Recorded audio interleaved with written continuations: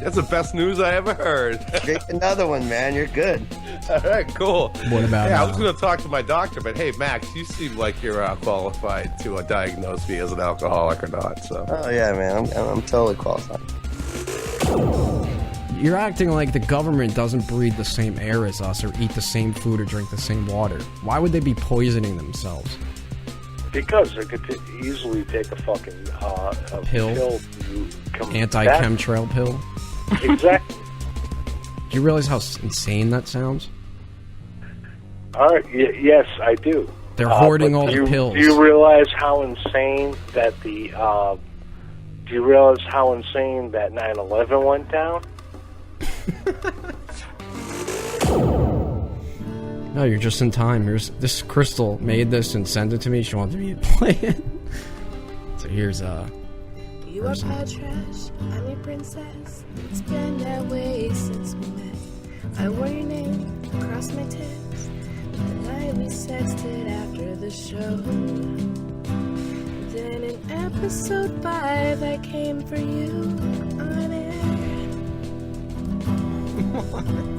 If you and I were face to face, I'd swear I suck you dry. Swallow every drop. Let me see your face between my thighs.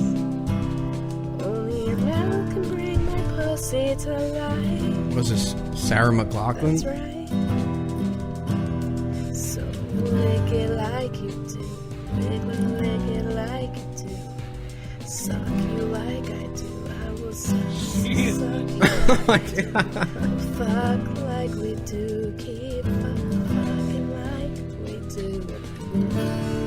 Make up so hard, so hard.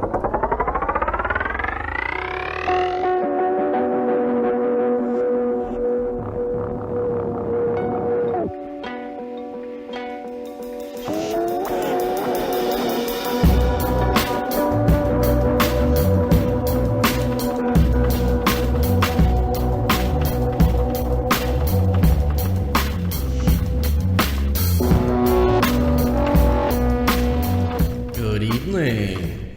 Hey. Episode 60. Oh, shit. 60 episodes. Can't wait till 666.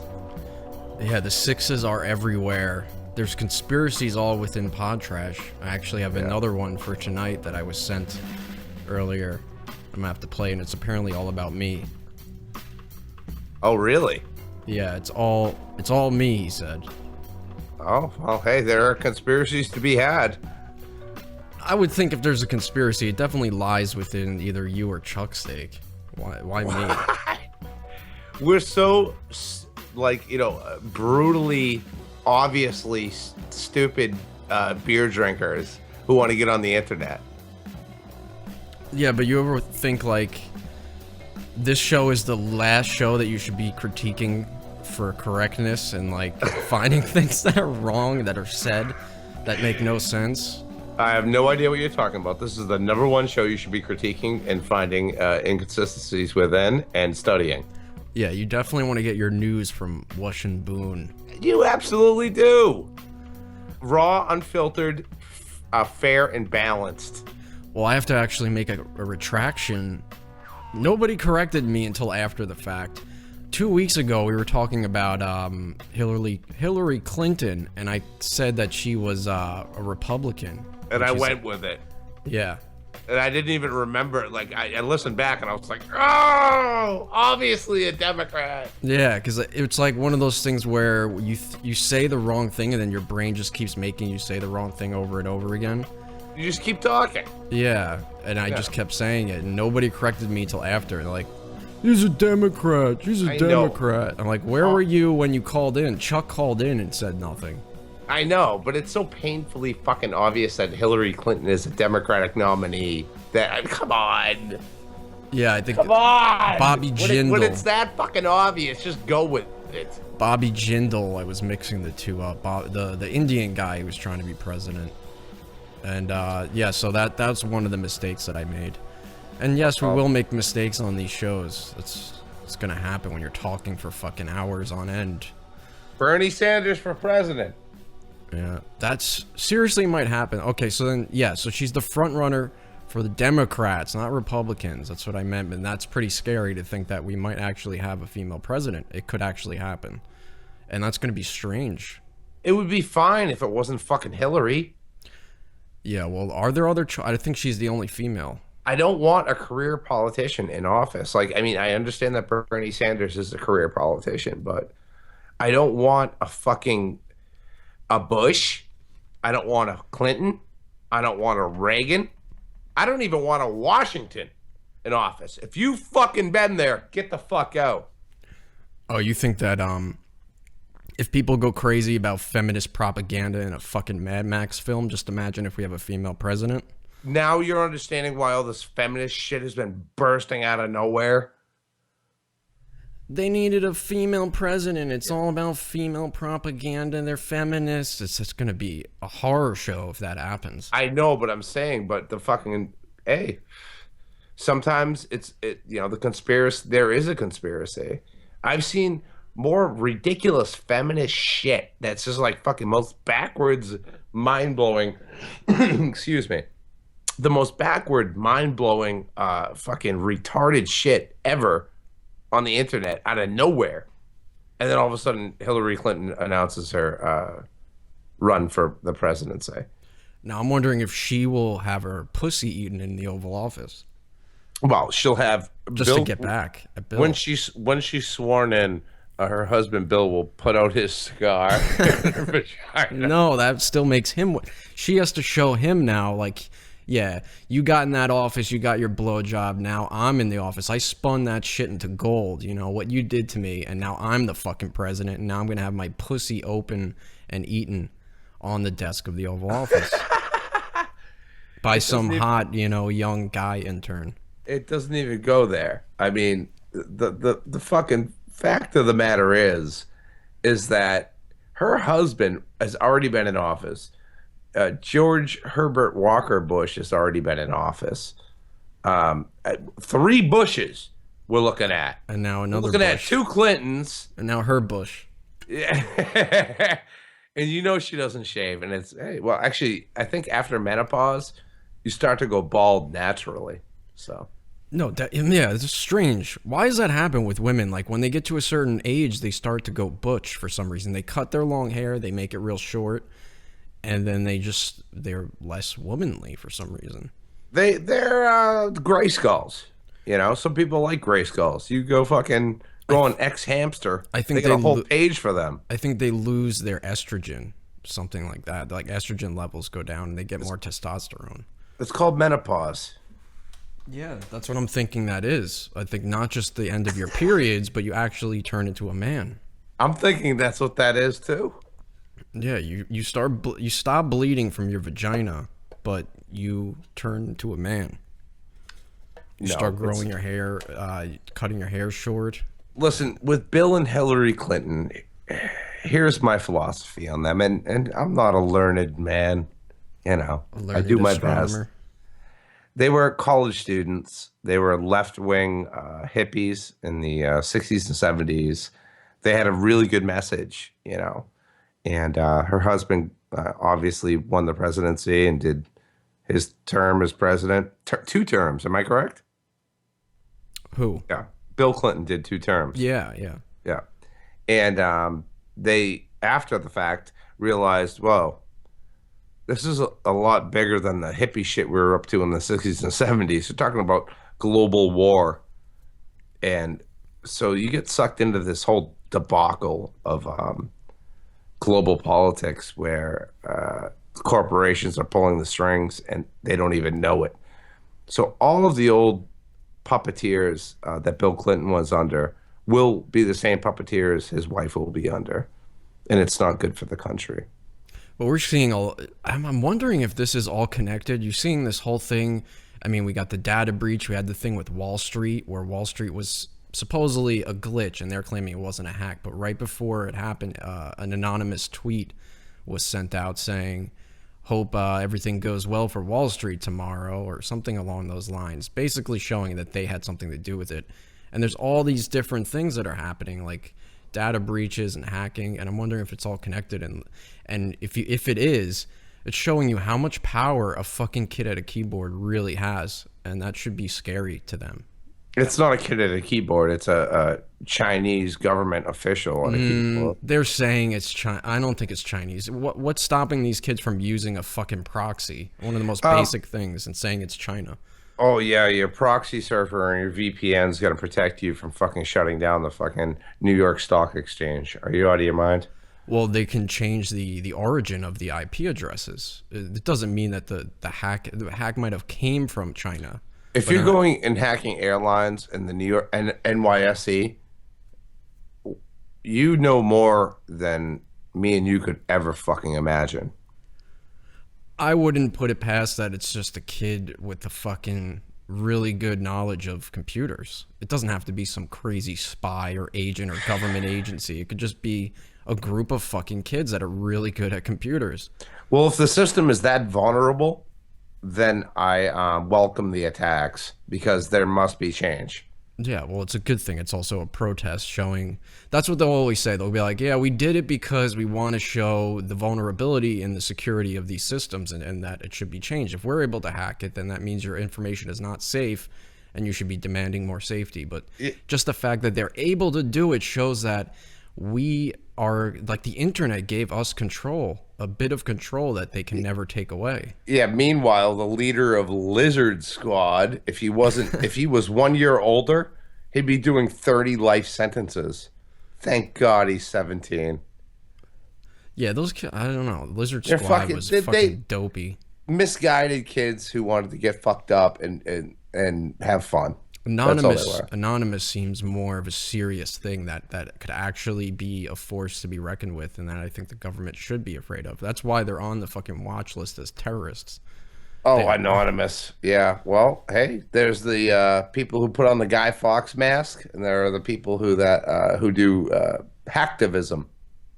Oh, well, everybody's anonymous. The Guy Fawkes mask. Anybody can wear that and be anonymous. You don't have to actually be a hacker. If you wear that stupid mask, you're an idiot. You're an asshole. It's definitely the worst costume for a hacker. It was a great movie, but like, come on, calm down with that shit. Oh, Jesus Christ, a fucking mask. Oh, you're making a buffoonery of the whole thing. It's the same, yeah. It's like with Dread Pirate Roberts. The whole concept of, yes, I'm not the real Dread Pirate Roberts. It gets passed down every time. It's like Batman. They think they're Batman. Yeah, that was a reference from The Princess Bride. Yeah, that movie, because he passes down the moniker of Dread Pirate Roberts to every guy that comes after him. So you know what's like odd? Batman. I had a Dread Pirate Roberts in my True Vikings comic book. Yeah. Yeah, the one you never finished? Passed down. It was one of the Dread Pirate Roberts. Did you see the documentary they made about that kid? Him getting caught with the Silk Road and everything? No. What's it called? I forget the name of it. Milk recommended it to me before. Deep Web, it's called. Oh, I saw that. Yeah, I shut it off. I didn't like the cinematography. I didn't like the start of the film. I gotta give it a second chance. Give it a second chance. Well, that is just a prime example of what I was just saying before. This kid was a fucking, ordinary college student who built this giant drug empire. Now, if you were to look at this site and think about who the leader was just from, looking at the website, you'd go, oh, this is some crazy fucking drug lord kingpin. And it's just some fucking college kid in front of a laptop in a library running a fucking multi-million-dollar drug ring. It's fucking insane. And I checked out, he was running a website. Yeah, on the Tor network, and he ran the entire thing, was dealing with vendors and setting up deals and getting drugs into the system. Like, that just shows you that a kid like that, if he's able to run that, then what's saying that hackers taking down Wall Street are not just some fucking douchebags in their mom's basement? I bought Bitcoin money, and I went on the Silk Road for hash, and I chickened out. Oh, dude, it's just stupid. The only way to do that safely, you'd have to have what's called a drop house, which is like you find an abandoned house Yeah. that you can get the mail from, and you send it to that house, and you have to be able to catch the mail without getting caught. Or Or you could do a PO box. yeah, but you still have to file and register your name. You need a fake ID. It's like this whole Yeah. thing, and it's like you're trusting some guy with your address. Like, it's safe for the vendors because the vendors never give out their actual information, but the buyers are not safe at all. And I would never use that. Even on Tor Network, I wouldn't use it. I know, but I wanted that shatter. I wanted honey oil. I wanted hash. I wanted shatter. I wanted fucking all that good honey oil stuff. Bitcoins are too hard to obtain, though. I've got some. I've tried doing it before, and it's always like you go through an exchange and they don't accept any like normal payment methods. It's always like Western Union or fucking MoneyGram or some bullshit. No, just money orders. That's fine. Fuck it that. stays in. Oh, come on, man. I'm not giving my bank details to some Bitcoin exchange. You'll be that gets okay. hacked. People have been fucked over on Bitcoin, Yeah, but those- I mean, those exchanges get hacked all the time. I know. By the people who run them, nonetheless. They fucking say, hey, look, I got all this Bitcoin, and nobody's regulating Bitcoin, so I can It's just fine. steal all these coins if I want. Bitcoin is fine, dude. I I'm don't telling think you. so. Not now. It's going to take like maybe a decade before it's actually usable on a It's- grand it's- scale. It's fine, but I wouldn't buy anything illegal with it. Ever. Fuck that. Not worth it. Send me some Bitcoin. I have a thing on Stern Universe where you can like use your phone and scan the QR code. You get a code? Yeah, on Stern Universe. Oh, I did. I haven't logged into SU in a while. Go on there and scan my code and send me a couple like Bitcoin, even if it's like 1 cent. I just want to have. Bitcoin. I'll send you a Bitcoin. I'll send you a partial Bitcoin. I'll chew off a little piece of my Bitcoinage. Yeah, I think it's like last time I checked, it's like one Bitcoin's worth like $600. I bought them early, man. I Yeah. didn't get many. I think I bought $15 worth a long time ago. It's the biggest scam ever. The fucking No, people who it's started that not. money are geniuses because they just created this fucking fake money and they have the original valued Bitcoins. So now they're like millionaires. Well, I spent $15. I never got robbed, and now I'm sitting on a fucking decent pile of money. Now there's, Bitcoin. but now there's like 50 different coins. Let's just start I'm going to start Wush coin. You know? Wush coin. Why not? Dog. Doge. Doge. coin. That stupid fucking Doge. I want to punch him in the face.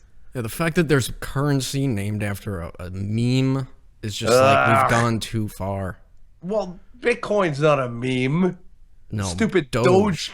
Doge. There's coins named after Doge. Doge. That's Doge. the worst. I hate that meme and I want it dead. I fucking hate it. I see it on YouTube all the time. Everyone has an account called Doge. Makes me want to fucking Doge in my pants. Yeah, it's the worst meme. I would That take shitty fucking stupid dog face. rather there was Rick Roll coin or something.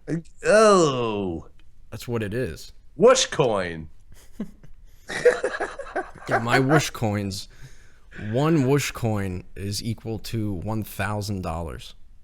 Oh shit! How much can I get $1,000 coin for? $1,000. Oh, You have so to won't give cut me a break? 1,000. You give me 1,000, and I give you one Wush coin, and I promise you that the value will stay the same. Hey, It's- well, Bitcoin, my fucking $15 investment fucking patted me right on the back, pal. What did you buy? Have you ever purchased something with Bitcoin? No, Why not? I have no use for it besides contributing to vote.co. That's a Reddit clone. And as we all know, Reddit sucks cock. Have you And ever? everyone's going to vote, voat.co, and I will use my Bitcoin for them. I'm going to give everything I got to them, I think. Oh, they don't even have a .com. They have .co. Yeah, but they're better than Reddit. Have you ever? Reddit. Have you ever tried mining for Bitcoins? No. I've seen that. These kids buy these things called Raspberry Pis, Yeah. and they set up these little computers that they just run nonstop, and it just mines for Bitcoins. And it's basically you're using your computer's power to solve a math problem and turn it into a Bitcoin. You know what the weird thing is? My fucking computer was infected. There's these new viruses called Bitcoin miners that get installed on your computer, and you don't notice it unless you have an actual understanding of how your GPU processing is going. So I was noticing when I would go to play games, it would say my GPU was used 100% and the game wasn't even launched yet. So I'm like, what the fuck is going on here? So I look into it. It turns out they install these things on your computer, and it just uses your GPU to mine Bitcoins and send it back to the creator.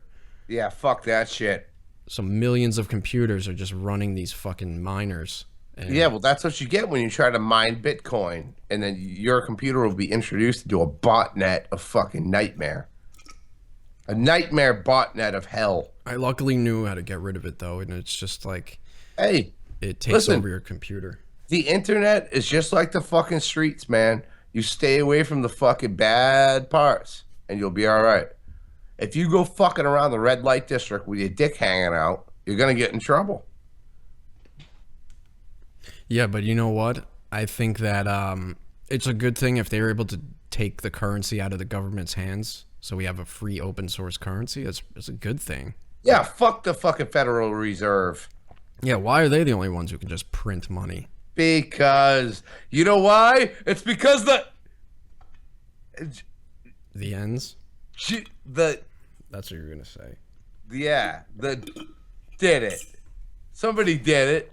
The Who did Jews. who did the Federal Reserve? The Jews.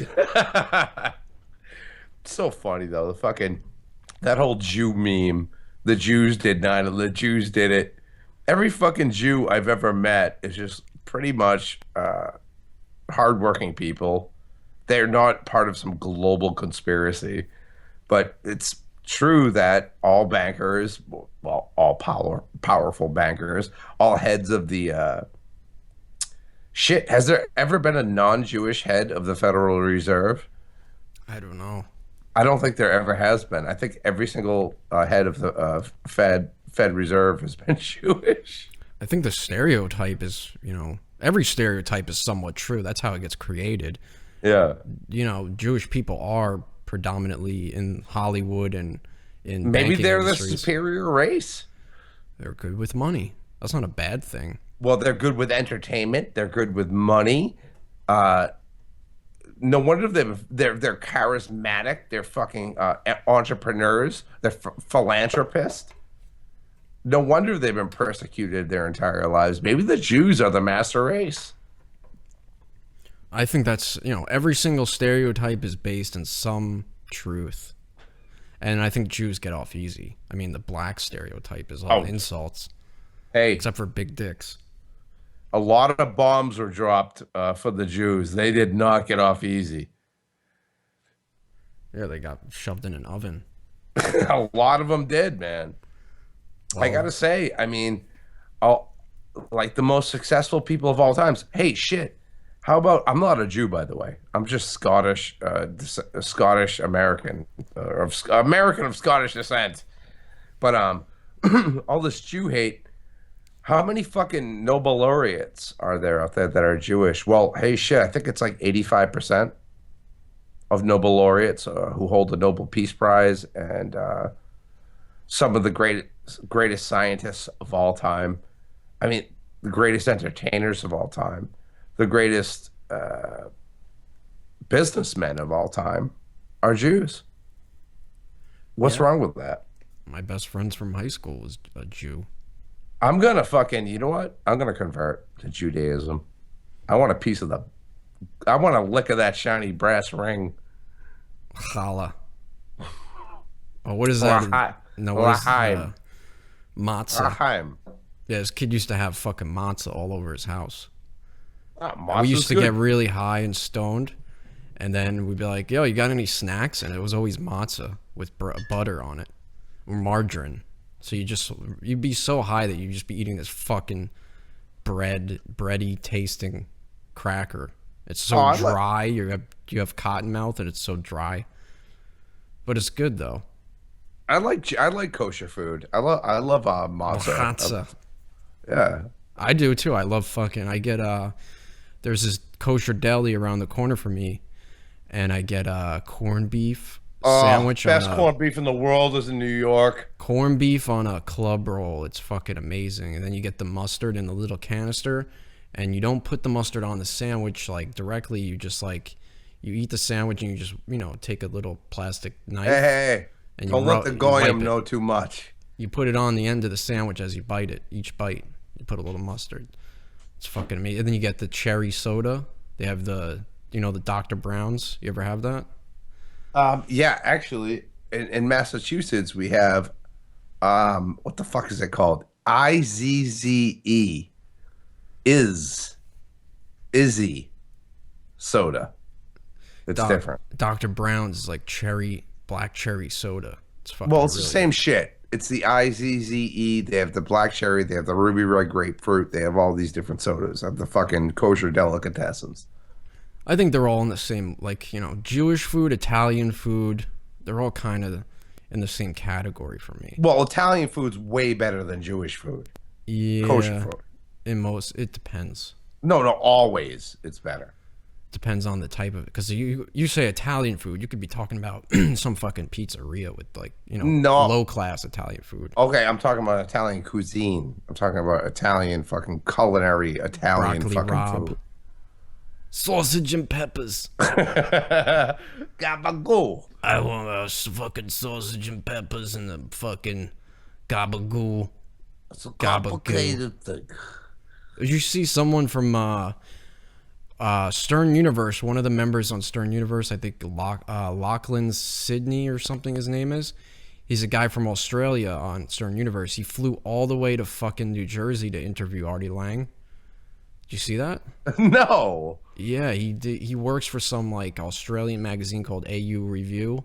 Yeah. And he took a flight all the way out to New Jersey and he hung out with Artie for like the fucking entire weekend and he filmed like this whole interview with him. It was like on YouTube. He posted it. Oh, that's great. I'd love to see that. Yeah, it's really good. I still haven't even seen Joey fucking plugging our network here. And I should have apologized instead of just being like, dude, I was caught off guard. I called into the Joey Boot show tonight, and he had plugged our thing on Stern. Yeah, I know. I did. He said because I didn't mention it on the show, so I will mention it now. I was definitely very appreciative of him doing that. Obviously, I haven't even fucking heard it yet, dude. And they set up High Pitch Eric. Eric stole fucking $20 from Will. Yeah, the video on you can go on YouTube on the Howard Stern YouTube channel, the official channel. You could see the video. It. It's in the. It's actually pretty funny. Play it, dude. I haven't seen it, so. I gotta find it. But Joey, thank you, man. Of course, thank you. I just haven't had the fucking time, dude. I work fucking ridiculous amounts of hours a week, and I got my kid. My wife works at night. What the fuck am I gonna do?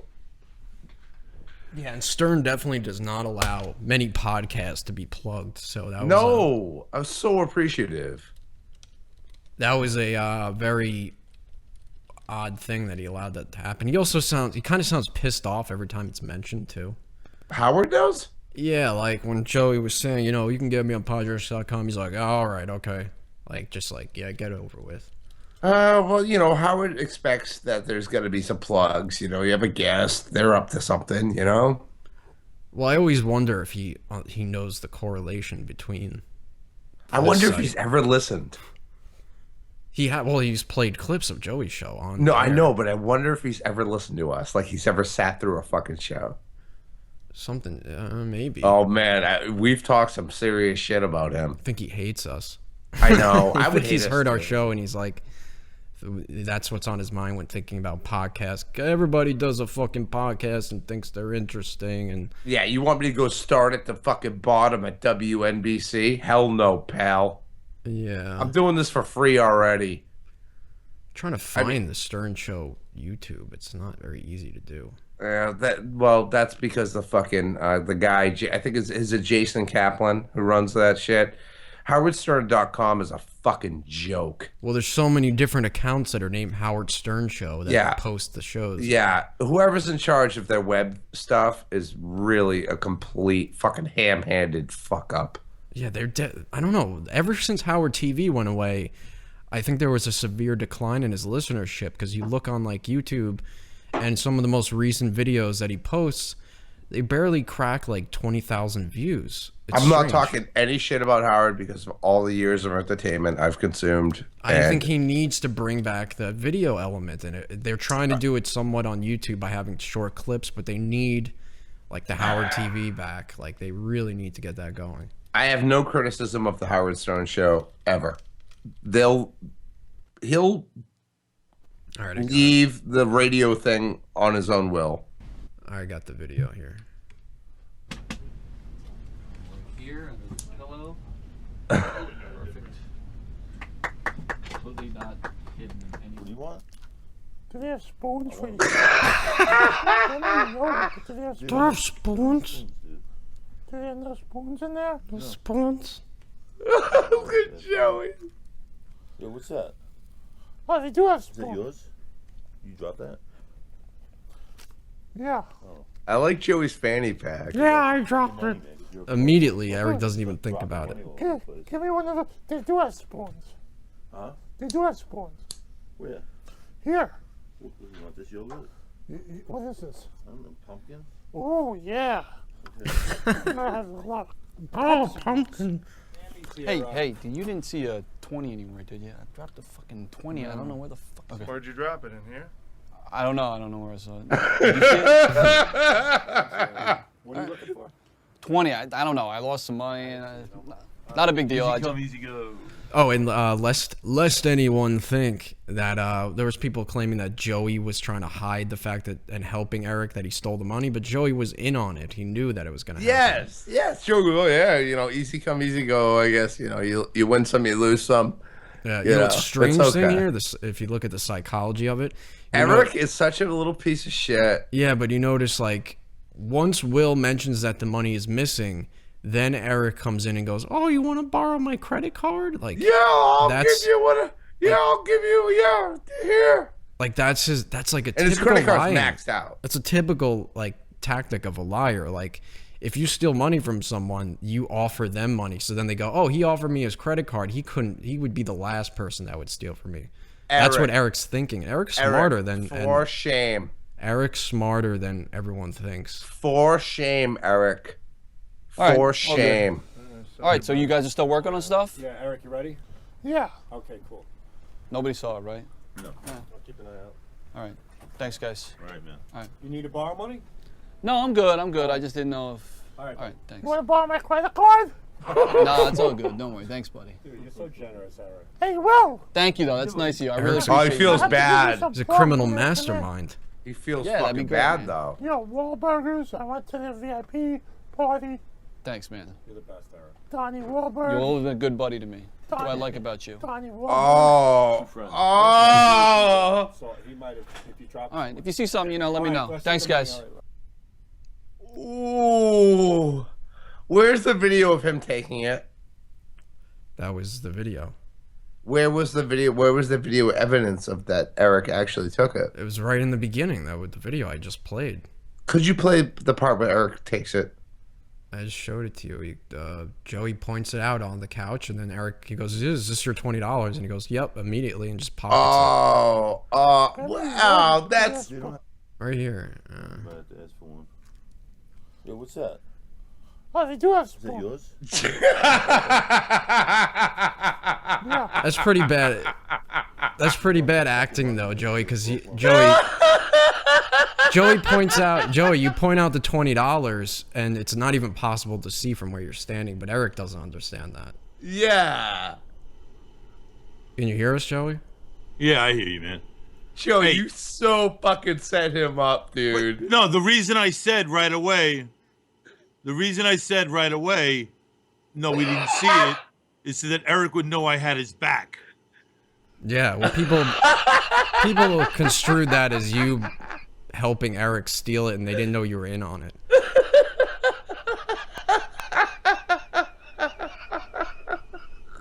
He fucking, you guys fucking cornholed him so bad. Yeah, But I hear mean, you. he's a Yeah, scumbag. He's a scumbag for taking the fucking 20. I would have been like, holy shit. You know what happened? Fucking Joey Boots gave me this fucking $20 bill. I was like, yeah, it's mine, dude.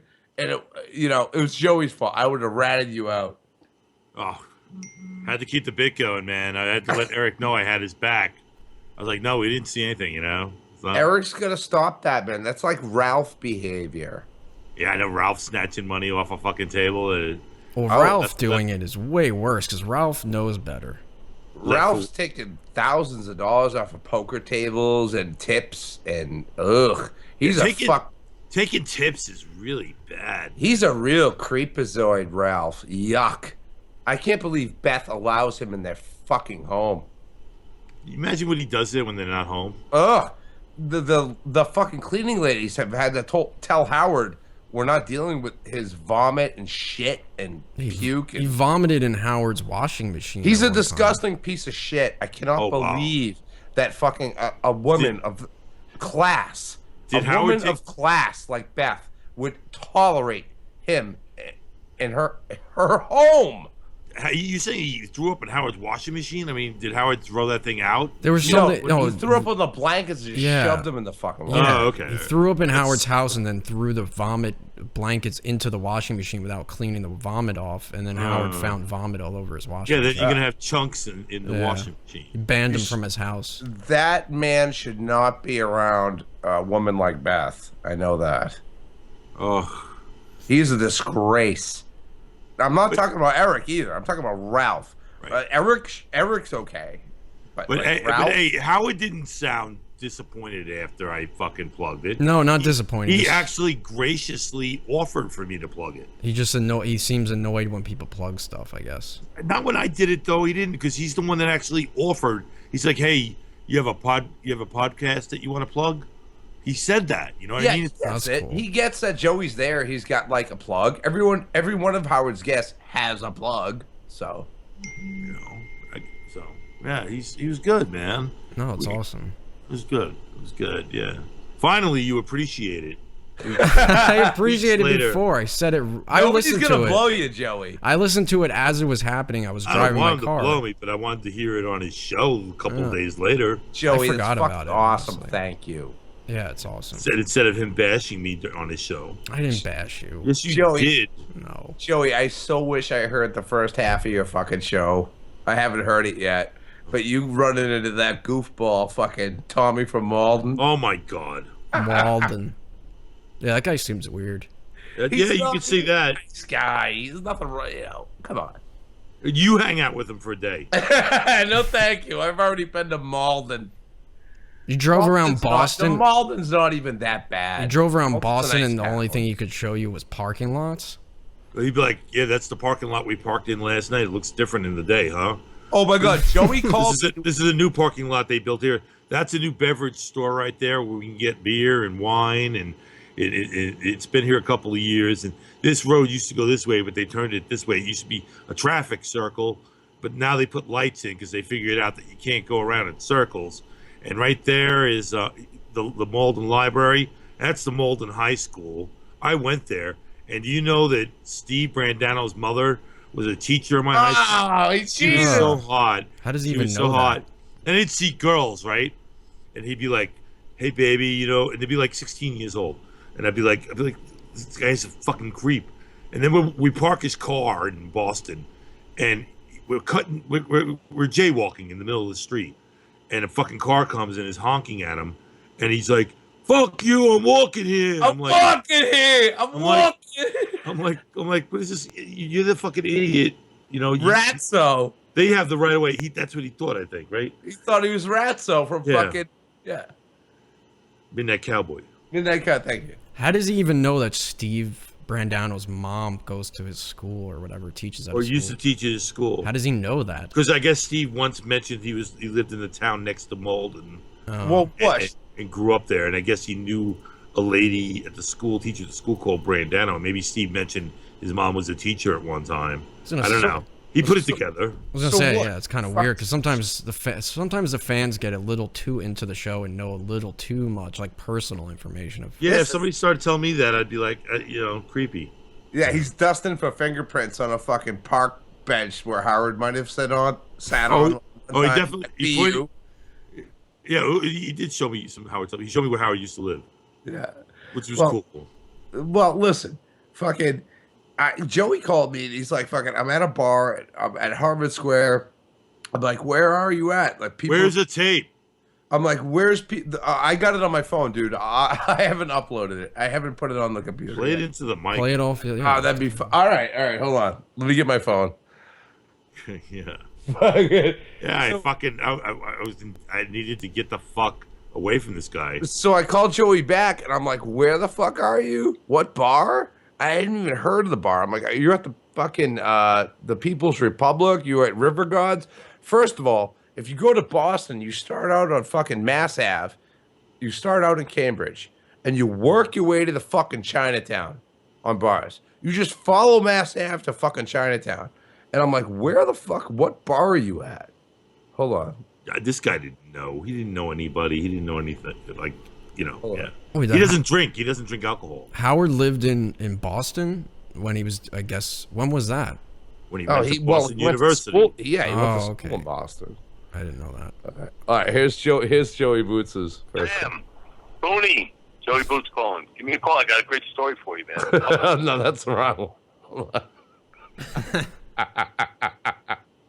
Hey, Joey. I just heard from Wush about his mom and not able to do the show tonight. Wrong one. You'll get it eventually. Hold on. Definitely don't trust a drunk Booney to play the right message. I have been drinking.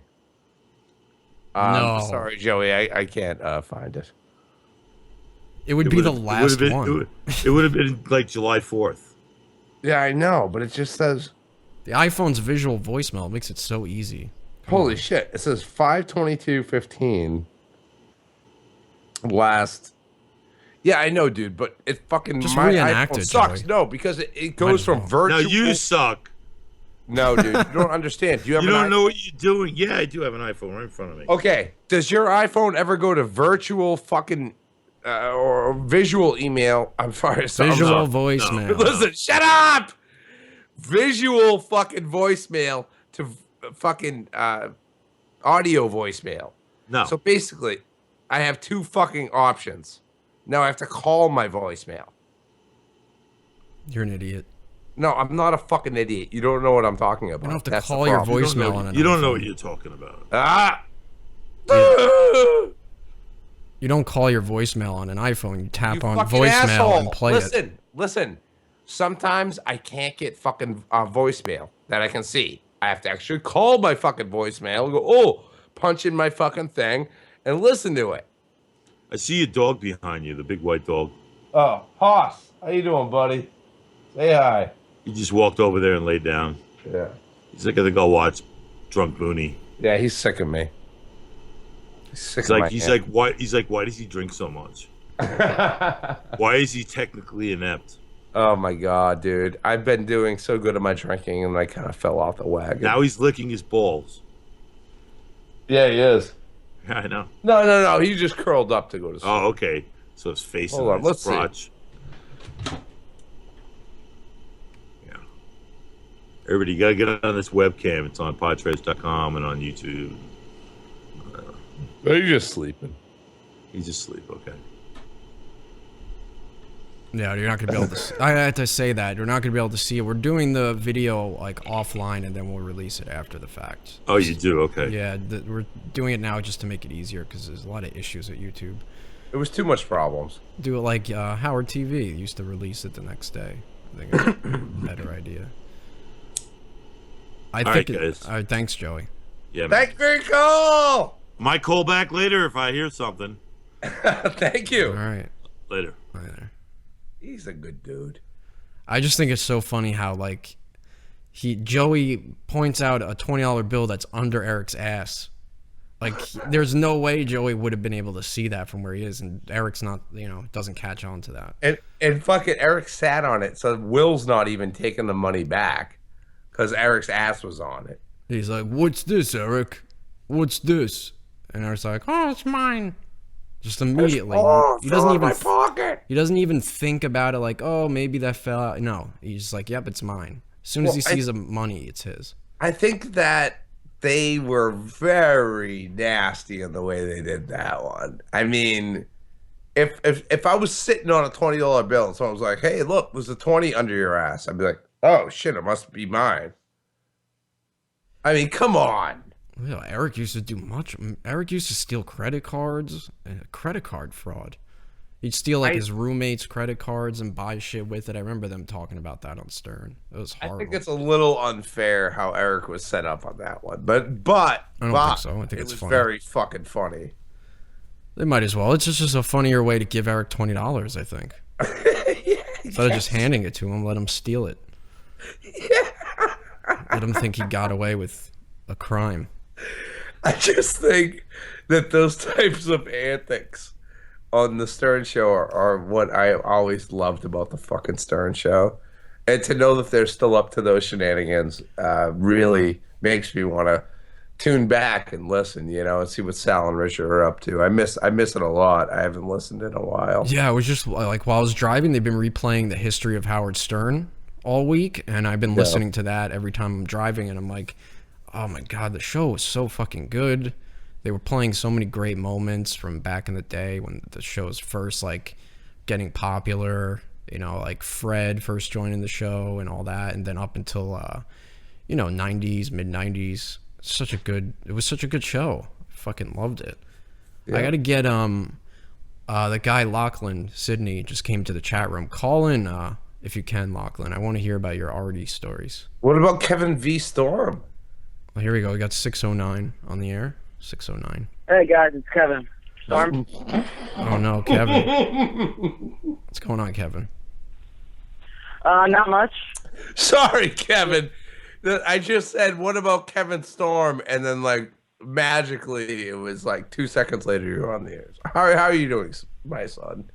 I'm good. I'm not good. I'm sitting here playing Xbox annoyed because that self-hating bear cunt talking with the audacity to go off on my mom because apparently she put me up to call into their show. Oh, so this is about the Joey Boots show. I don't even want to say his name. Okay, I'm sorry. Well, he was trying to call into Joey's show, and Joey just like shut him off. Is that accurate? What were the things that you wanted to say? Now that you have I just wanted to call and see how things were going with his show. I mean, mine's off the air. I might as well talk to people who are still on. I just wanted to, because it's been a while. It's been like a month since we called into his show. I wanted to see how things were going, and he had to be a cunt about it, and he was just not answering. He was nasty about it too, though, wasn't he? And then had the audacity to go after my mom, saying she put me up to it. I wanted to call in. You did it on your own free will? Yeah. Are you sure? Yeah. I heard your mom. Yeah, she was telling me to tell you guys what happened with the show. Yeah, but I asked you if you did it on your own free will, and then I heard your mom, man. That's not, like, helpful to the... Yes, I did it on my own free will. Well... She was listening to the podcast, and I had the idea to call in. So what happened with the show? You couldn't get the funding to keep it going, so you had to stop doing it? No, we had some T-shirt fundraisers, just some normal, like, GoFundMe and Indiegogo stuff, and we just weren't getting donations. And on-air radio isn't cheap, and we couldn't afford to keep doing it. What does it cost to go on the air? Like, what was the payment structure? At the studio that we were just at for an hour on Sundays from 12 to 1 was about $200 a week. Jesus, $200 for an hour? hour? Who the fuck would pay anybody that type of money for talking? Which is insane because we went from a little rinky-dink studio that was like $50 for 12 to 12:30, and we figured that these guys had like twice the range, and we were getting another half an hour. You can't think of it that way, Kevin. Listen, if you want people to be receptive to what your message is, you have to be natural about it. If you're paying to put out a message, you're doing something wrong. Well, I mean, it was the only way that we had at the time. We hadn't really thought about doing podcasts. Well, why don't you come to Pod Trash? We've been thinking about it, and we're trying to figure out a way to raise the money to get some equipment together so we can actually do it. This is the thing. If you paid $200 for 1 hour in 1 week, that $200 could buy you the equipment already. That's all you need. Buy some Wush coin. Yeah. Buy some Wush coin with that fucking money and come to Pod Trash. You can get a mixer, a microphone, the cables you need for under $200. Well, we also don't know the right type to buy. So do you guys have any suggestions? Like, what's the microphone and mixer? Kevin, spend the least amount of money possible. Listen, if you want to discuss this in a real way where you want to get on the, do a internet podcast on the cheapest fucking budget possible, I will help you out with that. I'm not going to do it via the chat room. I'll send you an email address via the chat room, and we can correspond that way. Okay, it's I'll have very my mom easy. check the chat room. Also, Kevin, on the Podtrash website, there are tutorials that Wush set up himself that will clearly explain how simple it is to do a internet podcast that sounds great on a low budget. Okay, sounds good. That's what I'm saying. If you're paying $200 a week, you could save up that $200 for a month and put that money into a setup, and it would be way better than what you were doing because you'd have complete freedom and you'd be in control. And you're not paying anyone for the time. Yeah. Well, I mean, a podcast does sound better than what I was doing because I'll have more freedom. And my mom and I have actually been talking about what we would be doing on the podcast for a while, and we'd basically just, if we could still do an hour, we'd probably just be shooting the shit about stuff that we did that week. And like me, because what I did on the show that we just ended was I had a 15-minute segment about online gaming, so that we could do that too. Yeah, well, you don't even have to look at it as just podcasting. It's in live internet radio too, so you still have the option to go live. So we'll work that out. So. Okay. Well, yeah, we can email back and forth. All right. Well, thanks for calling, Kevin. Glad you got that yeah, out there. Talking to you guys. All right. Thanks, man. Thanks. 612. Yeah, hi, Lachlan. Hey, what's going on, man? Hey, how are you guys? Great. What's going on? Not much. I heard the interview. I thought it was really cool. You captured like a really candid moment with Artie. I was hoping maybe you could tell some more stories about your weekend that didn't make it into the... Yeah, man. Well, thanks for the compliment, but dude, it was completely surreal.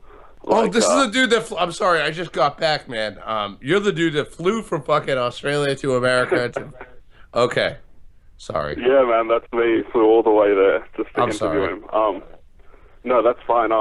Yeah, like I would have been happy just getting an email back that said, sorry, no, Artie's not interested, just to have the official decline. But no, I got the email. I sent an email saying that I write for this Australian music website and I'd love to plug the podcast. And he replied saying, yeah, he's keen. And so we set up a date. And yeah, one interview turned into me chilling with him 3 other times throughout the week, which was just completely amazing. So he's just like a legit stand-up guy. He just chills. He doesn't fucking... Yeah, absolutely. Yeah, like when I first walked into his apartment, he was just chilling, watching a Rolling Stones documentary. Gave me a tour of his apartment straight away. And then after the interview, he offered to drive me to his gig 2 days later. So that was like an hour-long drive. So he was doing... What, was he doing stand-up at a club? Yeah, he was doing stand-up at the Starland Ballroom in New Jersey. Oh, no shit. Wow. Yeah, so, yeah, it drove me both ways, took me to the green room and everything. And, yeah, man, like, my highlight had to be driving home on the way back. He was speeding down the highway just playing AC/DC with, like, cigarette packets everywhere throughout the car. That's really 15 Marlboro packets everywhere. What type of cigarettes does he smoke? Yeah, Marlboro Reds. Of course. Yeah. Harsh, man. Really harsh stuff. Yeah. Yeah, no, he was just a stand-up guy. It was like, you know, you always hear that saying, you should never meet your heroes, but this was just completely defied that. He went above and beyond what I could have ever expected. Yeah, I would imagine Artie is definitely the type of guy who you hang out with, and he's the opposite of, like, you know, Hollywood celebrity. He's just a regular guy who made it somehow, you know, by luck. And exactly. Like, when we were driving to the gig, we were driving past the old New Jersey docks where I used to work. And so, you know, he was giving me a somewhat brief tour of New Jersey, but just talking about his old blue-collar jobs and everything, and how the old guys at the docks used to say, hey, man, when you fail in Hollywood, there'll always be a job back here for you. And he was just laughing while telling those stories. But, did you witness any strange activities with Artie? Like, maybe, did he look like he was clean? Or was he... Oh, yeah, he was, absolutely. He really seemed like that. And, you know, it wasn't an act he was putting on, because I was with him so much that he seemed clean, he was happy, he takes insulin now for his diabetes. How so I fat witnessed was he? that. But Was he ridiculously fat? Was he over 300 pounds? I think it's probably under. Like, he honestly looked pretty good. Like, he's No, been much what worse would you estimate by his far. weight? What would you estimate his weight at being? Well, see, I think that his peak on Stern Show was probably 300, right? Oh, yeah, over 300. Yeah. Yeah. Maybe that, maybe a bit less, but I know, like, since Stern, he's ballooned up a bit, but he definitely wasn't as big as he seems pretty healthy at the moment. He's got to watch his weight, man. That's the number one thing that's going to fucking burn him. Because Yeah, I when know, you're that right? big, Yeah, he's, when you're that I'm not big, sure what type diabetes he has now, but yeah, he takes insulin every day, he was saying. yeah, Down when you're for that big, so, when you're that big, you gotta watch your insulin. You gotta watch your blood sugar and shit like that. So all the other things come into factor way harder than they normally would, like alcohol and drugs and shit like that. Okay. yeah, especially after the lifestyle you've lived if you're already laying. Yeah. Now, was your trip paid for, like to get to the plane and everything? Was it paid for by work, or did you have to front the money for that? No, I've always wanted to go to America, and I mean through this website right for I've been all across Australia covering gigs, and this was I was happy to put the cost in just to go to America. To go to New York, I was absolutely fine doing that. I've always wanted to go, and it coincided with Letterman's final fortnight of shows, so I was pretty happy. You know what's strange though? You think about the fact that I'm pretty sure that Sirius isn't available in Australia, and yet there's still an interest. Yeah, so how do you explain that? Yeah, like I don't understand why wouldn't they pay, like just let it. They get so much more revenue if they just allowed international customers online streaming, but they don't, and it was through, Yeah, but your by uploads for the past few years that I really by doing an article about a guy who's on an American satellite radio company who was part of one just shows that they're basically saying, we listen to the show, through piracy. That's the only way we know about it because there's no way to get it. That's exactly right. It's I'm pretty much advertising that I was a fan illegally to know who he was. That's bad decisions made by the CEOs of the corporatized satellite radio networks. And they will fail because of their fucking narrow-mindedness eventually. It just shows that Stern's listenership was worldwide and he wasn't accessing his entire listener base. They weren't capitalizing on it. They're morons. Yes, absolute morons. If you could capitalize on, how big he was in just America alone. Absolutely, could have done that overseas, but absolutely you could still do that. But idiots, they choose not to. Narrow-minded assholes who want to go play golf instead of fucking do work. Did Artie show you, where was the interview filmed? It looked like you were inside his condo. Is that where you were? Yeah, it was inside his apartment in Hoboken, New Jersey. How does that look? Is it nice? Yeah, it's very nice. It's there's just memorabilia everywhere. In the interview you'll see there's notes from like Seth Meyers and Jimmy Fallon, signed guitars everywhere. Frames like when he topped the New York Times bestseller list for his book, all that type of memorabilia. I did see how right out his window he had a giant view of New York City, which was pretty amazing. Yeah, unfortunately, like my exposure on the camera couldn't pick it up because it was such a sunny day. Right behind his head in that interview is the Empire State Building. Yeah, it's the most amazing view. For that, he can still afford that apartment. Then he's doing fucking very well. Yeah, exactly. He said he did, actually, fun fact, he actually bought it, he said, 2 weeks before 9/11. So, it would have been much cheaper back then, but, yeah, it's amazing. It's still not the penthouse. There's one floor above him, but, beautiful apartment. Yeah, I know. I don't know if it's the same as when he was on Stern, but I know that he mentioned that he could make upwards of $80,000 a weekend doing stand-up. Just one fucking weekend of stand-up. It's amazing. Could you imagine doing that? It's just... Did he ever tell you this? Did he ever tell you the story about when he did a private gig for Bob Kraft, the manager? I'm sorry, the fucking owner of the New England Patriots. I have heard that just through Stern. Yeah. So he goes to this gig, right? He does his blue act, and he's blue as fucking ever, right? Like everyone goes wild, everyone loves it, and the fucking guy who set it up was like, already, listen, don't ask for any money. Just be cool, do your fucking act, and get the fuck out of there. And Bob Kraft comes up to him with an envelope. And he's like, all right, thanks a lot for the fucking comic act. We loved it. We fucking everybody had a laugh. Hands Artie an envelope. Artie gets into the fucking limo, opens it up, $25,000. Oh my god. For an hour of stand-up. Not to mention the private jet there and everything. Oh yeah, the limo back to the jet. It's actually not. It's not in the interview. What's in the interview is 12 minutes of a 30-minute interview we had. But I think I might put out bits I've cut out. But he says in the interview that, just last weekend he made more than his dad would in a whole year. Yeah, so he's still raking it in. He sold out the Starland Ballroom, which is a good 2,500, 3,000 people. You know what? I think the most beautiful thing in the world would be for my son to make what I made in a year in one day. So his father would be proud of him, and I would be proud of my son if that happened.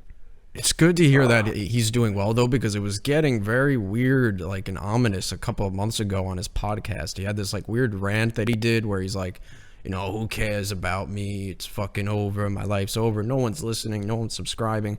And he sounded like almost suicidal. And he was withdrawing. Give him a break. He honestly, he had the exact same rant only last week. He did the same thing. He said if I could quit comedy with the promise that I'd make, $70,000 a year just through driving for Uber, I'd do it. And again, he sounded very dark again last week. I know exactly the rant you're talking about. Seems like it's every 3-month thing for him. It's just a cycle. Artie, listen to me. I need a guy. I run my own construction business. My fucking helper went to college. I need a guy. I'll give you $30 an hour. Help me out, brother. I did notice he drove himself to the gig. Like, he drove him. Yeah, I saw him. I was even surprised by that. Like, when he offered after the interview to drive me, I thought that was just maybe him misspeaking, and maybe either his producer Dan Filato or the club would have sent a car for him. But no, it's just him and I and his producer in that his Land Rover all the way there, and he drove himself there. Yeah, and it was hilarious how he drives up to the crowd and he sees the line. He's like, I got a fat comedian here. So he's just fucking with the crowd. Like, I imagine and then after that, he took photos with anyone that came up to the car before the gig. And he seems like a really cool guy to hang out with. You're lucky that you got to do that. That's pretty cool. Yeah, honestly, the only word I can describe is just surreal. I can't believe the experience I had. And then another night I got a text from him just saying, hey man, I'm going to be at the Comedy Cellar tonight. You should stop by. And so I went to the cellar, and he took me to the comedian's table, and I sat there for a good hour, and all surreal. Hugely amazing experience.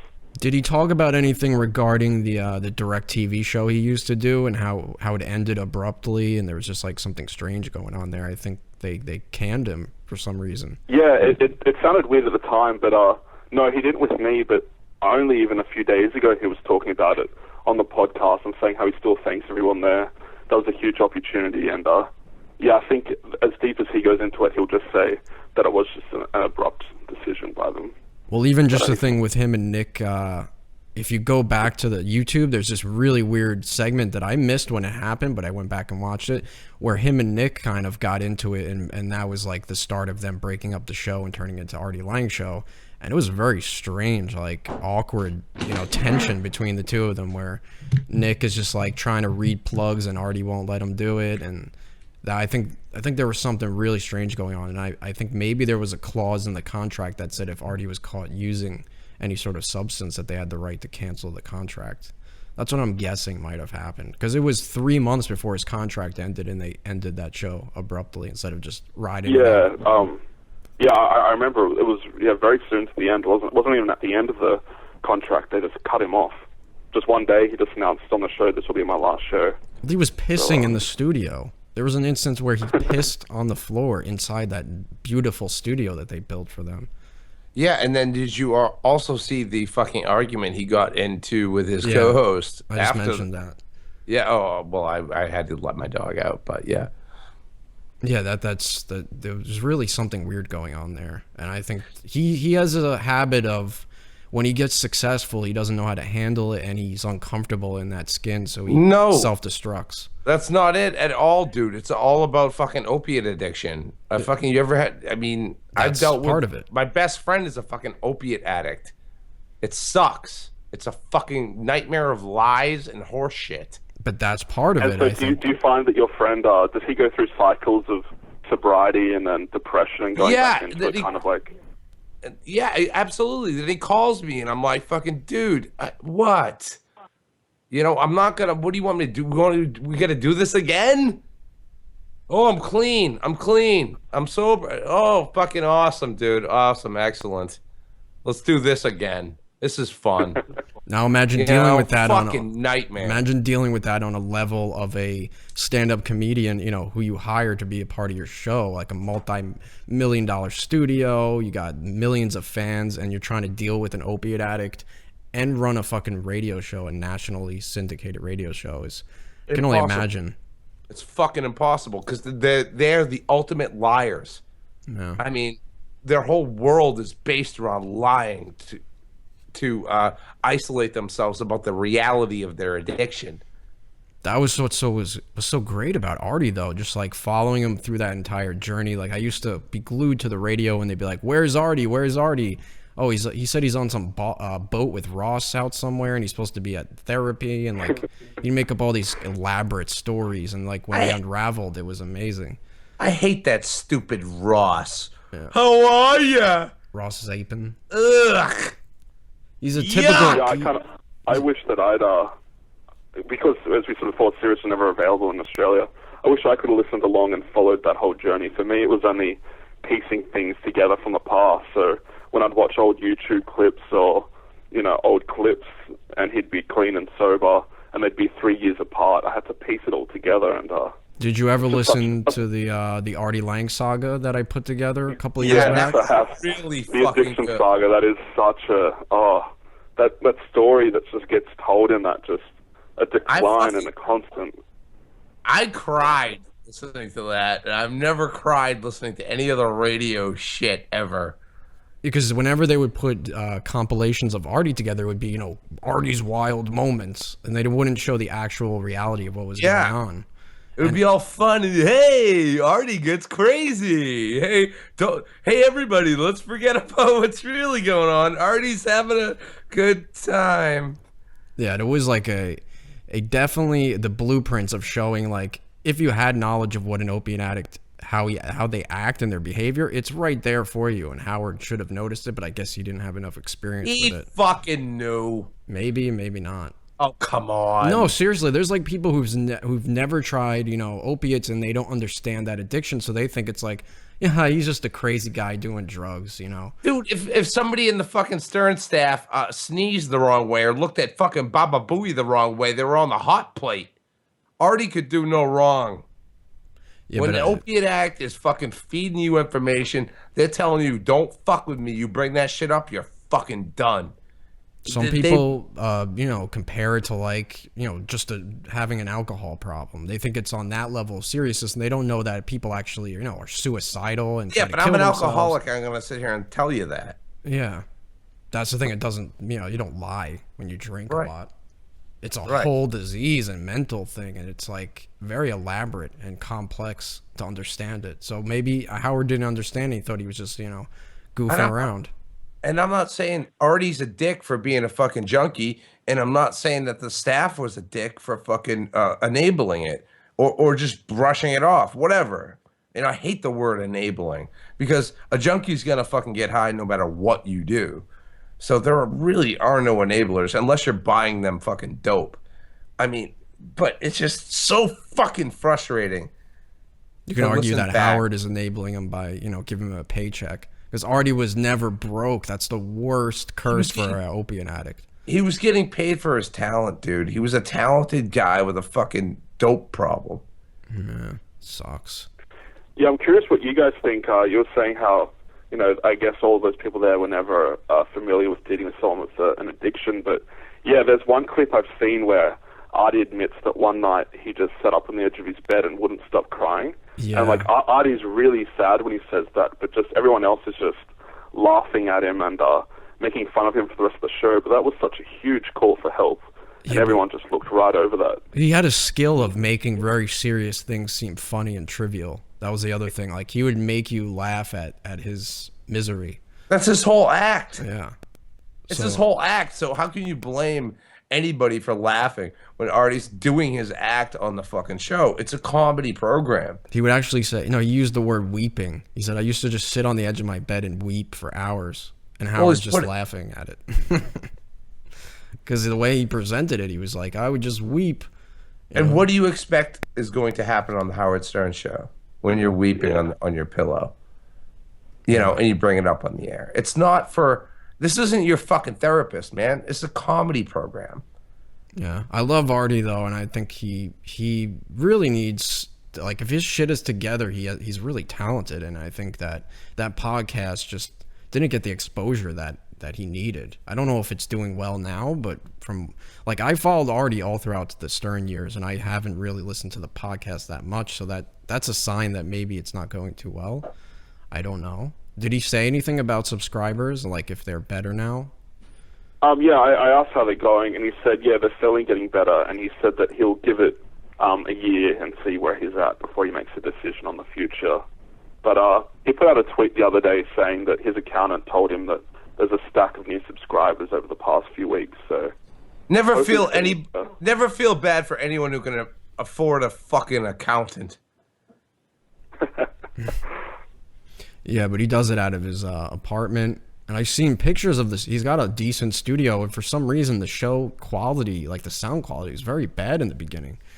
I don't know why. It's a good show, though. If you listen to the material on the show, it's an excellent fucking podcast.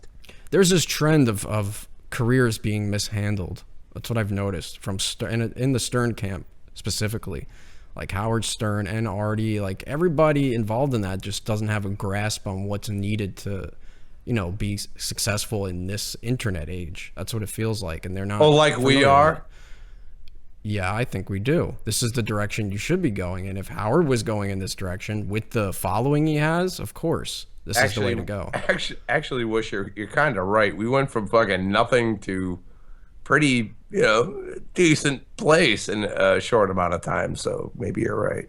Yeah, the platform used to be successful doesn't mean that, we're successful because we're using it. You have to have the following or build the following, but this is the direction you should be going in. The internet is replacing every other form of media. So there's no arguing that. Yeah, Howard needs to have an online presence. Like the howardstern.com page has zero use. There's nothing to go there for. You could have he could start his own internet show, even if it's not his show. He could have had on howardstern.com a portal where he puts on radio shows where the secondary, the ancillary characters do shows on howardstern.com and you listen live, like a Howard 101 on the internet. I agree with everything you just said, but I do have a question for the guest because the show is getting late. And I'm getting drunker to the point where I'm not going to be okay to be on the air soon. I think that happened. So your basic, I assume that your basic, what you took from your experience with Artie is that he's just a regular guy. And I think that he's struggling between celebrity and blue collar worker constantly. Would you find that accurate, what I just said? Like he has this internal struggle between celebrity and blue collar regular Joe constantly that he can't reconcile. That's what the struggle is. He's definitely struggling with I think he's just a guy who's always struggling with something. I'm not sure if he says in my interview, if you watch, that he really fears and really does not want to return to a normal day job. So celebrity, I'm not even sure if he wants to be that famous again, but he definitely came off as just a general guy. Like on the way home after the gig, I was asking him how do you cope now with sleeping after being on stage for an hour, and he said, this is where drugs used to be helpful. Yeah. This is where drugs would help me get to sleep and stuff.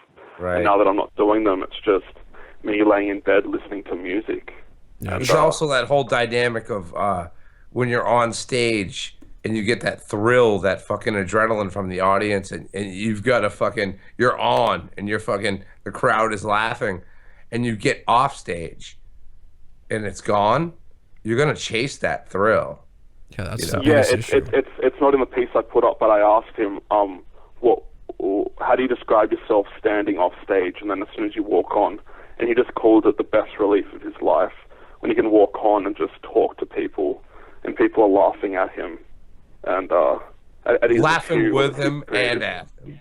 Yeah, exactly, exactly. But yeah, he just called it the ultimate relief, when he can walk on stage and I think people are there to see him. I think my greatest criticism of Artie is that his act is self-deprecating, and he also criticizes people who criticize him for his self-deprecation. So he puts that out there, and then if you bring it up, he gets angry. It's odd. Well, he wants to be the one to do it. Right. But you can't have it both ways. Yeah, that's cool though. Thank you for calling in. If you have anything to plug, definitely let us know. What you got. Thanks so much for the exposure. Yeah, you can all check out the interview at the aureview.com, and AU is in the first two letters of Australia. And, awesome, man. Definitely. Yeah, so that's thanks say so that much. again. Exposure, I didn't catch that. Yeah, sorry, it's at the aureview.com. So the AU, the two letters aureview.com. Yeah. And AU as in Australia? Yes, exactly. aureview.com. There you go. Thank you so much for the plug, guys, and thanks so much for your product, because it was through your uploads that I really got to know who Artie was, and look what happened. Awesome. Thank you, sir. I definitely liked it. I enjoyed it. I watched the whole interview, and it's pretty fucking cool. So definitely check that out. I can't wait to check it thanks so out. much, and hopefully everyone's saying how happy. It's good to see how happy Artie was in the interview. So I'm glad that came across. Sweet. That's cool. Thanks, man. Thanks a lot. Thanks, guys. All right. That was pretty cool, Wush. Yeah, definitely. I wanted to get him on because I watched that Milkweed sent me the link to the interview, and I watched it, and then he was like, yeah, it was a guy from Stern Universe who flew all the way there. I was like, that's a fucking commitment there. And he's like, he's got all these stories that weren't put in the interview, so I definitely wanted to hear that. I wish that Artie's probably one of the coolest person I would love to hang out with. Like, one that of would be the coolest people. Yeah. Yeah, the drunk guy's correcting me. No, you guys would get high together. No way. Yeah, you would. You'd fucking be like, listen, Art, I have an old 80 up in the attic. I've been saving for an emergency. No, I would definitely not put his career in jeopardy. Worse than it already is. He's got his own shit. I still, knowing opiate addiction, I still question whether he's clean or not. Because if he's not using opiates, I would say he's probably still on Suboxone or something along those lines. Subutex, yeah. Suboxone, whatever. Because if you have that bad of an addiction, it's literally doctors will prescribe that you take Suboxone for the rest of your life. Yeah. And you're always an addict. Dude, that's what the fucking problem with opioids. Oh my God. Thank God opiates make me puke. Opioid chemicals make me puke instantly. Thank God. And the other problem is you're constantly trying to replace those moments where you used to get high with something good. And that's the challenge. Like, yeah. I used to get high. Like, for him, it would be like, I used to get high when I got off stage. Now I have to replace that with something. Now I have to listen to music in bed. And, like, that's the biggest challenge. Yeah, for me, I was in a little semi-successful band. We were successful enough to buy some musical equipment, like decent stuff. I'm actually using the board the band bought. So technically, my board I'm using right now is property of my band. But when I got off stage, I used cocaine. I couldn't let go of that rush of being on stage and having everyone fucking going nuts, And we were pretty fucking good live, People like to see us. Imagine having a fucking doing coke and then doing something energetic like being on stage, jumping a fucking round, like have a heart attack. Yeah, that feeling. I got off. Yeah, dude, that was my thing. I got off stage. I'm like, I need more. I gotta keep this feeling. Yeah, your face is like your face is all warm and flush. Your teeth, you're like chattering your teeth and grinding your teeth. You just fucking like the drip down the back of your throat, that fucking salty taste. I used to party with guys who would be spitting blood into a trash can because they were chewing their cheeks off. Oh, yeah, you gotta be careful. Yeah, when you're on coke, you gotta be careful with your teeth and your cheeks because you keep biting. Yeah. And you don't feel the pain until afterwards when you come down, you realize you bit your cheek off. It's the worst. Never do coke if you've never done it. It's Never horrible. do fucking dope or coke. Never do opiates or fucking coke. Nothing redeeming about cocaine specifically, for sure. Like, I stopped fucking coke when I started smoking coke. Or crack. I saw some girl on like fucking in convulsions crying on a staircase in a fucking recording studio. Just crying and convulsing because we ran out of coke. Yeah. I was like, get this fucking idiot out of here. One of the worst, I think one of the worst nights as far as health goes is I can remember doing like an 8-ball of coke, and then as I was coming down, I did like snorted a line of Oxy just to not feel horrible. And that, you know, that's transition from being on coke and then switching to a downer, my heart felt like it was going to explode. Yeah. It's the worst thing you can do. No, it's the best thing you can do, dude. To come off of cocaine, you need all the help you can get. I know. It was, I can remember fucking, you know, being so fucking shitty like that. Dude, the I gotta second I drive. heard that already attempted to kill himself, I was like, he's on coke. Because when you're coming down off Or a fucking opiates. huge coke binge, you were like, I'm going to kill myself. I have no more coke. I've been up for fucking 2 days. I'm going to kill myself. I can still remember at night, it was like I did coke and I couldn't come down from it. I was just feeling like shit, and I drove like, it was 3 a.m. in the morning. I drove all the way across the island to meet a friend just to get a tiny little piece of an Oxy, just to have one line just in order to get to sleep.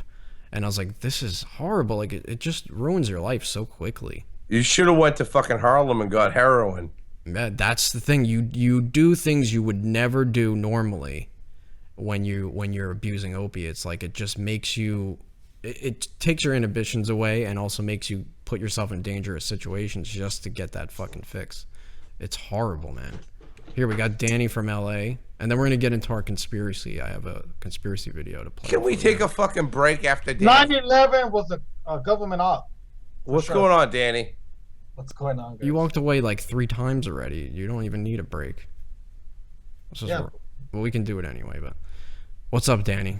I'll call back then. I'll call back in a little bit. No, you can. No, you're good, dude. What's going on, Danny? What's up? No, I just want to tell you, Boon, I could feel your pain. I was listening to last week's show because I didn't get to listen to it live. I was raised Jehovah's Witness, dude. Say again? I was raised Jehovah's Witness. Oh, shit. Yeah, dude. Me too, man. I never got baptized because my parents got a divorce when I was 14, and that just ended everything. Did you go door to door, Danny? Are you kidding me, man? That was like the worst. Oh, But anyways, I'm gonna tell. Okay, go ahead, Boone. Sorry. I was just wanted to tell you that I was banished from the Kingdom Hall, and that's when my parents said, we can't give up our own son, you know, and then they left the Jehovah's Witnesses for me. Oh wow. Yeah, I was banished from the Kingdom Hall at the age of 8 years old. So your mom's just fellowshipped, right? My mom's now is fucking. Was she approved? You know what happened with the fucking baby boomers, Danny? They fucked up. They had free sex, free love. They did all the drugs they wanted, and they felt so much guilt that they needed something. So in the fucking late 70s, early 80s, they joined the Hare Krishners. They joined the fucking Jehovah's Witnesses, whatever they could get their hands on, right? And they forced that on their children, trying to teach their children, don't make the mistakes we made. I got syphilis from some fucking dude in LA, and you know, I got syphilis from Danny from LA's father. You know, and all this shit, you know, back in the day of the free love and the free drugs and all that shit, and I have all this guilt I'm harboring. I'm gonna push this on my children so they don't do it. Hey, well, that's what the fucking baby boomers did, and that's why the rise of the goddamn Jehovah's Witnesses happened in the first place. I'm gonna tell you guys a quick story. I was traumatized because of a Jehovah's Witness.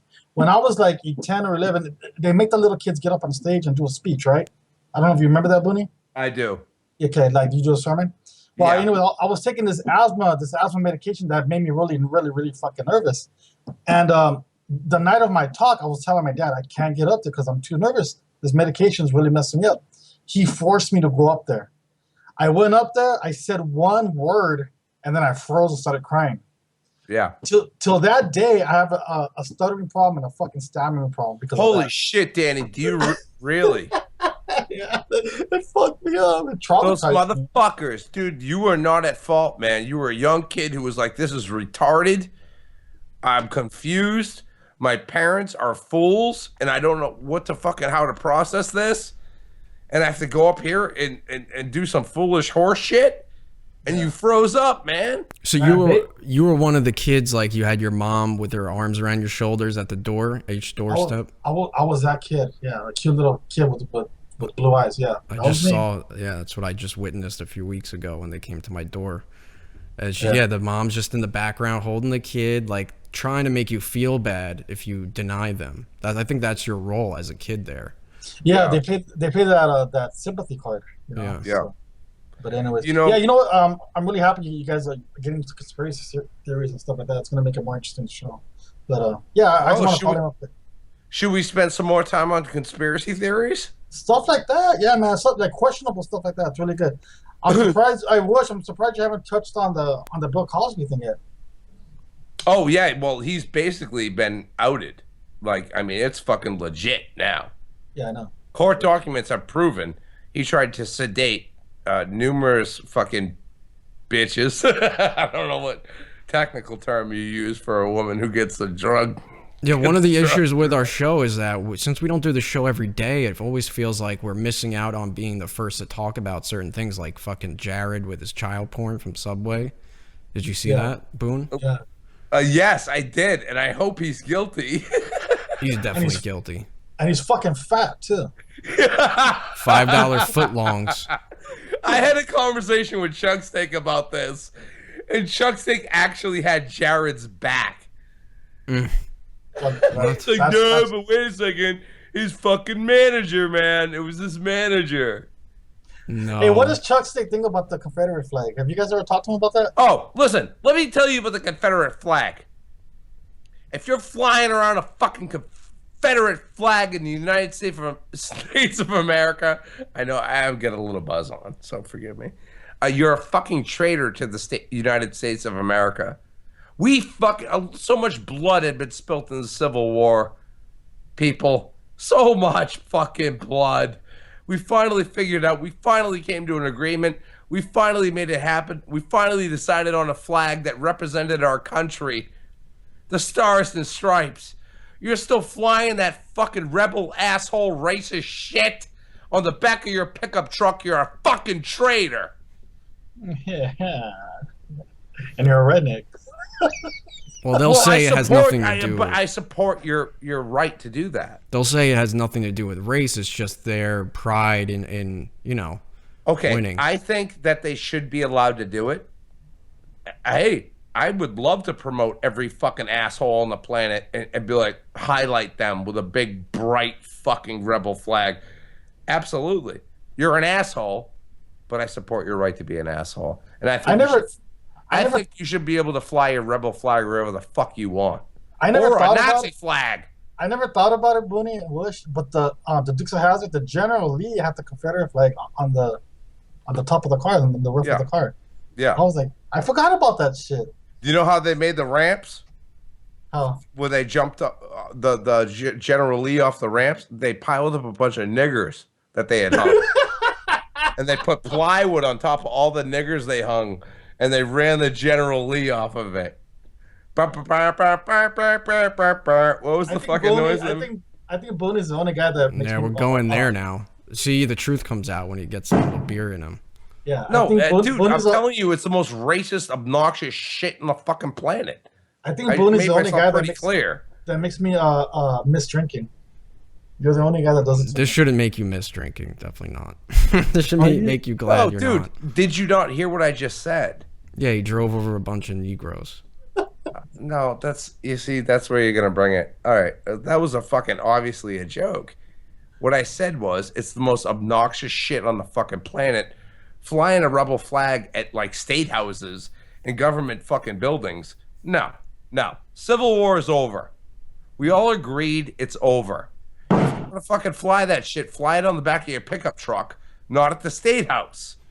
Yeah, I don't think many people under the age of like, what, 70 still care about a Confederate flag. No shit. But still, I don't think it should be fucking the government should jump in there and tell Cletus he can't fucking fly a rebel flag off the back of his Beersworth. Exactly. You know? It's not about niggers. It's about the flag and being an American. No, it's about being a fucking asshole. And the South shall rise again. Oh, you guys want to go to a bloody civil war again, you assholes? No! All right, thank you, Danny. I'll talk to you guys later. You guys are funny. All right, bye, guys. But do you understand what I'm trying to you know? You got to get into our conspiracy. We got 15 minutes left here. I have a video from SDK. There's a conspiracy, another conspiracy within Pod Trash, revolving around me, apparently. Oh. I don't know what it is. Again, I have not watched this, but there's now audio. It's speaking in it, he says. So here we go. Oh, so he, like, narrates it? Oh. Hello once again. With no microphone, it is now I speak to you through robot voice. Oh, he's anonymous. With another conspiracy, focusing on Wush, creator of Pod Trash, co-host of Wush and Boon and Spoiler Junkies. Thank you. This conspiracy focuses on Wush's alter ego, presented mainly through Wush and Boon. Let's take a listen to Wush is Going to California to Fuck Crystal's song. Written and sung by himself. Not written by me. Tra-la-la. Caught her in the trash with my condom in load. She tried to have a baby that should. Caught her in the trash with my condom, and load he gracefully sings. Now let's have a watch of Wush and Boon at 56. Let's listen to what Wush has to say.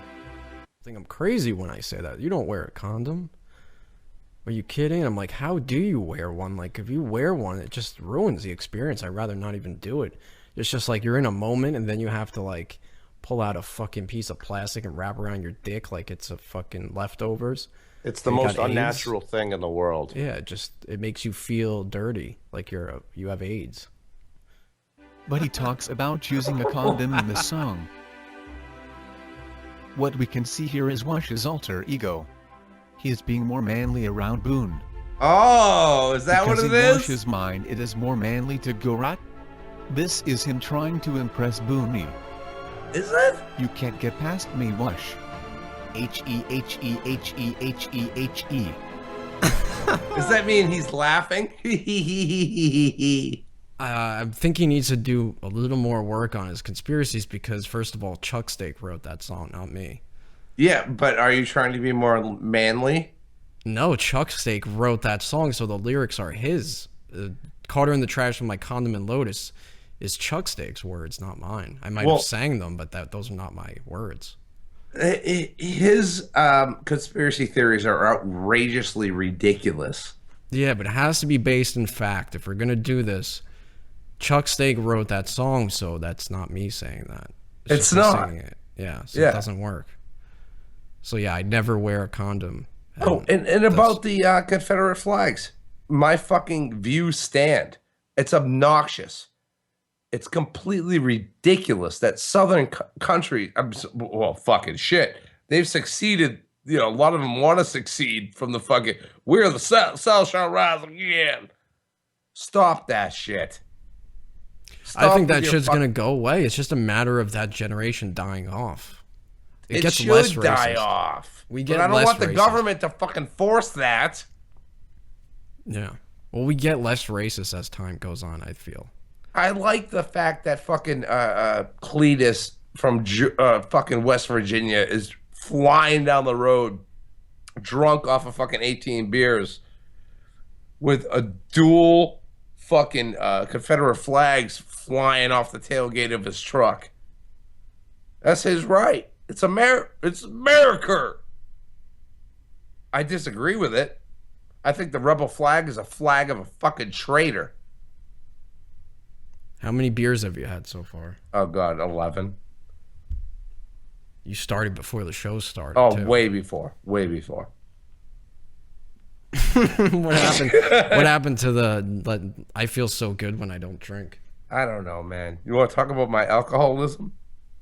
Yeah, I don't think we have to talk about it. You could hear it. Yeah. Was it that bad? Am I gonna cringe tomorrow? I think so. Yeah. Oh, a little fuck. bit. Oh, You were in more control of it than usual at this level of drinking, but yeah, it was definitely noticeable. Oh, the fuck. entire show. I hate that. It would be more funny if you were like an angry drunk and you just started smashing things, though. I know, but either way, it's still obnoxious and upsetting. Just imagine you in a rage just throwing furniture around and your wife has to come down and like sedate you. Well, that's never happened. Dude. That's the level it should get to. For It entertainment should? value. Why? For the fucking people who are listening? And watching, yeah, after the fact. I need to see your wife have to run down the stairs with a taser and just tase you because you're like a wild beast unleashed. She pins you down and just keeps tasing you. And you're just screaming, no, no, no. You know, out of your mind. Great. That'd be fucking great. Has that ever happened? Oh, has my wife ever had to tase me like a fucking rhinoceros? Yeah. No.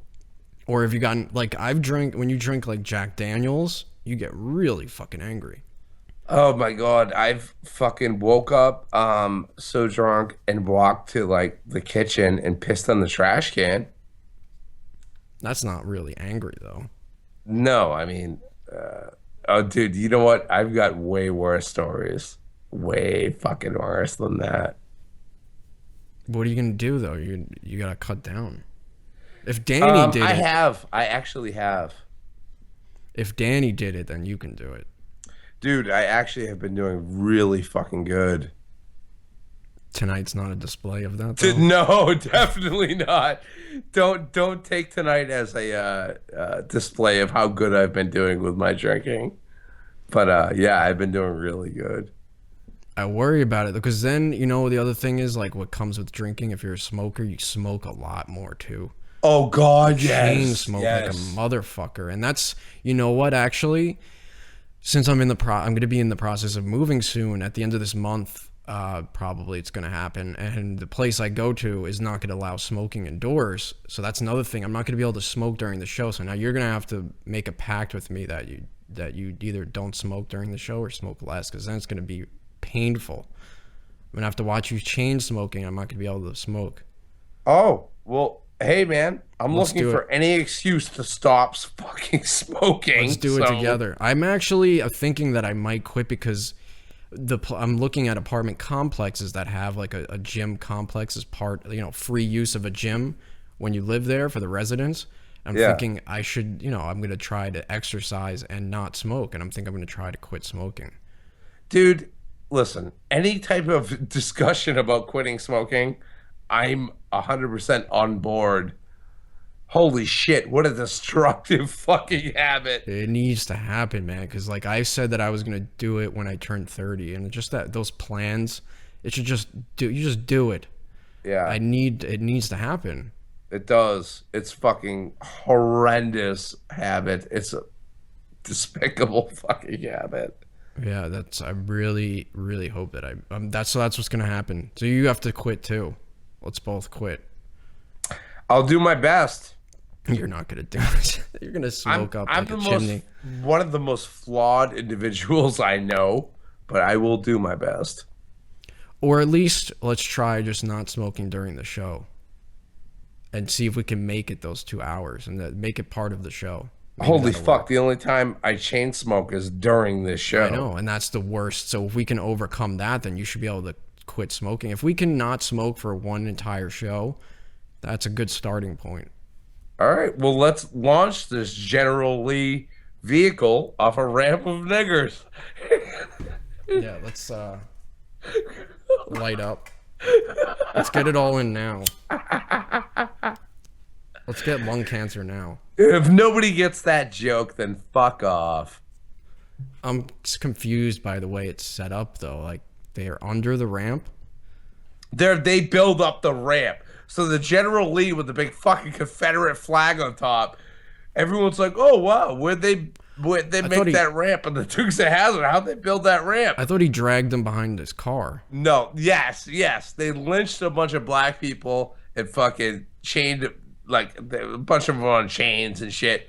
They grabbed them, they fucking made a ramp of them, and that's how every time the General Lee goes off a ramp, that's what the ramp was made of. Are they dead or are they alive? They're all dead.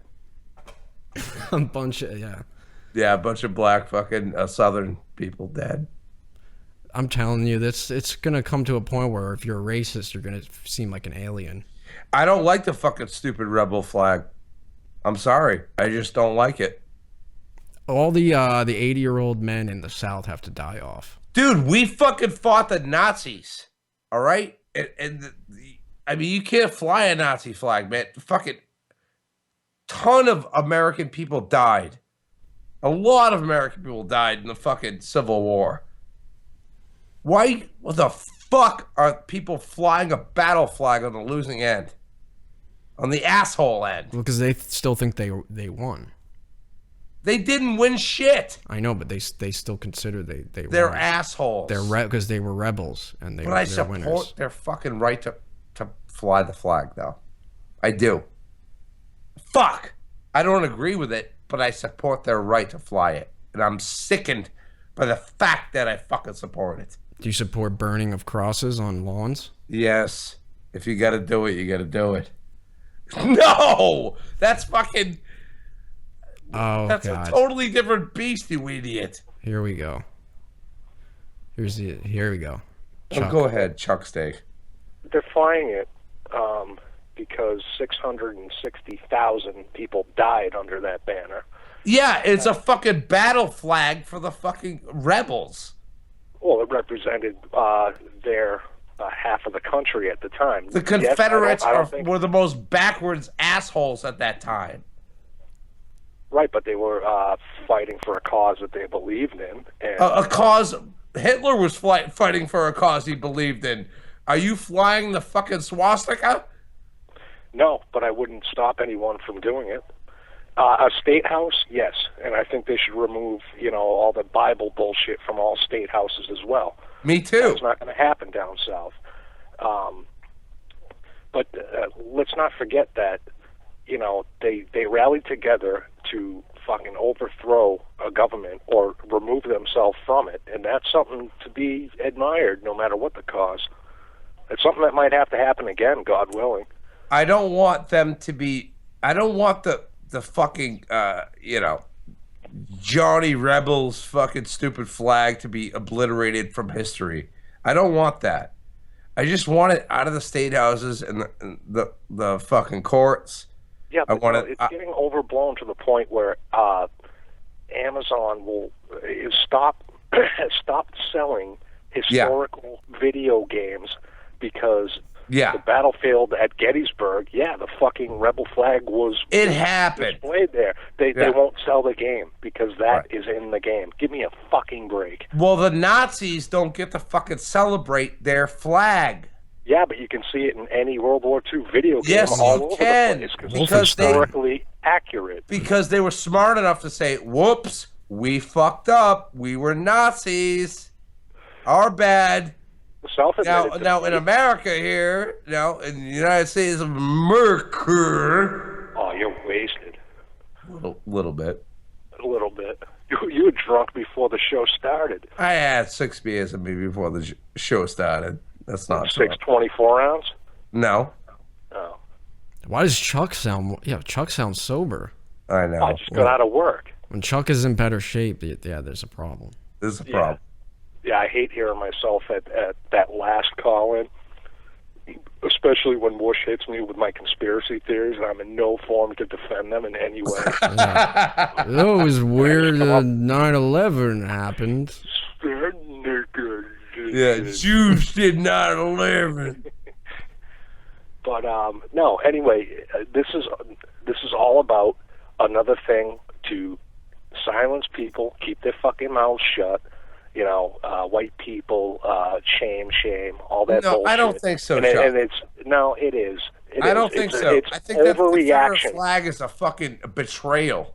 Yeah, if, but you know if you're what? flying that shit in the United States of America, you're a real dick. You're a real fucking dick. Or maybe it's a lot of reminder. people died in the Civil War. Maybe it's a reminder to the government that the people can fucking rise up and fight them. All right, we're gonna end this piece of shit. All right. Thank you for calling, Chuck Steak. No problem. Oh, now more N-words. Thank you for listening to Wush and Boon, episode 60. We made it to 60 episodes. Who would have thought? it might be our last. Nah, we're hanging in there. We've never missed a show. We've never missed a single show since we started. That's commitment. Are you shitting me? Yeah.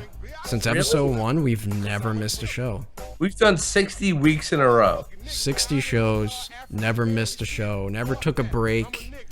We've always been on every week, Fridays at 10, or, you know, around 10. Well, let's put that big fucking Johnny Rebel flag on the back of this here show and jump up or off a ramp. Yep, and stay tuned for Spoiler Junkies next.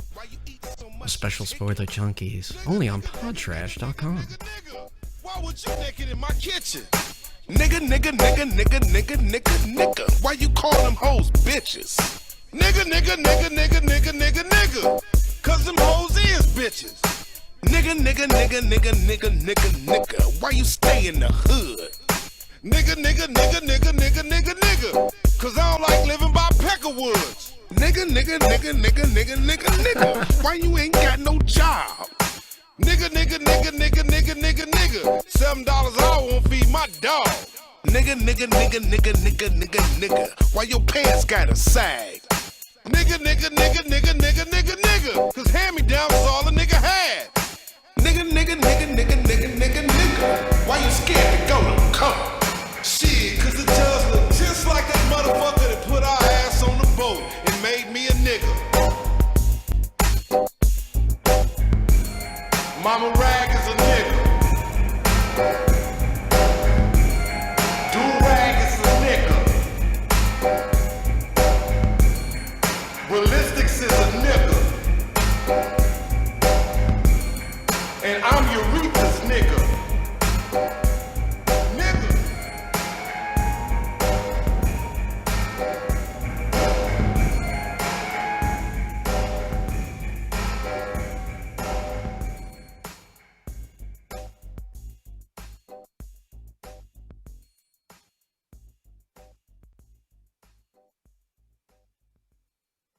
Oh yeah, another one in